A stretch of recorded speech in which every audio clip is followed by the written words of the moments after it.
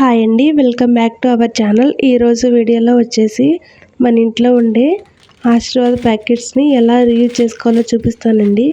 వీడియోని స్కిప్ చేయకుండా లాస్ట్ వరకు చూసేయండి. ముందుగా ఇక్కడ వచ్చేసి నేను ఒక ఆశీర్వాద్ ప్యాకెట్ తీసుకుంటున్నానండి. దీన్ని వచ్చేసి ఇలా నేను కటింగ్ ఉన్న వరకు ఇలా కట్ చేసి తీసుకుంటున్నాను పై సైడు. తర్వాత ఇప్పుడు వచ్చేసి కింది సైడు మూలలు ఉన్నాయి కదండి, వాటిని ఇలా వంపు వచ్చేంత వరకు ఇలా సర్దేసుకొని మనం దీన్ని కట్ చేసుకోవాల్సి ఉంటుందండి. మరి లోతుకు కట్ చేసుకోకూడదండి, కరెక్ట్గా కట్ చేసుకోవాలి. అలాగే సేమ్ ఇక్కడ సైడ్ కూడా అలాగే అదే పెట్టేసుకొని ఇలా కట్ చేసి తీసుకోండి. ఇలాగా 2 సైడ్స్ మనం కట్ చేసుకొని తీసుకోవాలండి. నేను ఒకసారి చూపిస్తాను ఎలా కట్ చేసుకున్నానో. చూసారు కదండి, ఇప్పుడు మనం వీటిని ఇలా రివర్స్లో ఇలాగ ఫోల్డ్ చేసుకొని మనం వీటికి క్లోజ్ చేసుకోవాలండి. ప్లాస్టర్తో క్లోజ్ చేసేసుకోవాలి. 2 సైడ్స్ ప్లాస్టర్ వేసుకోవాలండి, లేదంటే మనం స్టాప్లర్ యూజ్ చేసి పిన్నులు కూడా కొట్టేసుకోవచ్చండి. మన ఛానల్లో రీయూజ్ ఐడియాస్ చాలా ఉన్నాయండి, అలాగే హోమ్ టిప్స్ కూడా ఉన్నాయి. వీలైతే ఒకసారి వెళ్ళి చూడండి.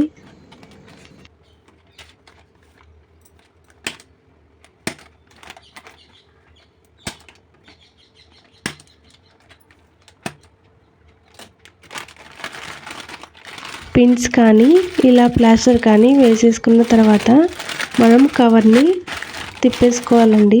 మనం పిన్స్ కొట్టాము కదండి, అవన్నీ లోపలికి వెళ్ళే విధంగా మనం ఫోల్డ్ చేసుకోవాల్సి ఉంటుంది. ఇప్పుడు మనం తిప్పేసుకున్న దాన్ని ఒక బ్యాగ్ లాగా వచ్చే విధంగా, కరెక్ట్ షేప్ వచ్చే విధంగా ఫోల్డ్ చేసుకోవాలండి, సర్దుకోవాలి. చూసారు కదండి, మనకి ఇది వచ్చేసి ఇప్పుడు ఒక బ్యాగ్ లాగా రెడీ అయిపోయింది, ఒక పాకెట్ లాగా రెడీ అయిపోయింది. ఇందులో మనం కిచెన్కి సంబంధించిన వేస్టేజ్ కానీ లేదంటే పిల్లల వస్తువులు కానీ యూజ్ చేసుకోవచ్చండి. దీన్ని మనం మన అవసరాన్ని బట్టి యూజ్ చేసుకోవచ్చండి. తర్వాత ఇక్కడ వచ్చేసి నేను 4 సైడ్స్ కట్ చేసుకుంటున్నానండి. సైడ్స్కి అలాగే పైన కింద కట్ చేసి తీసుకుంటున్నాను.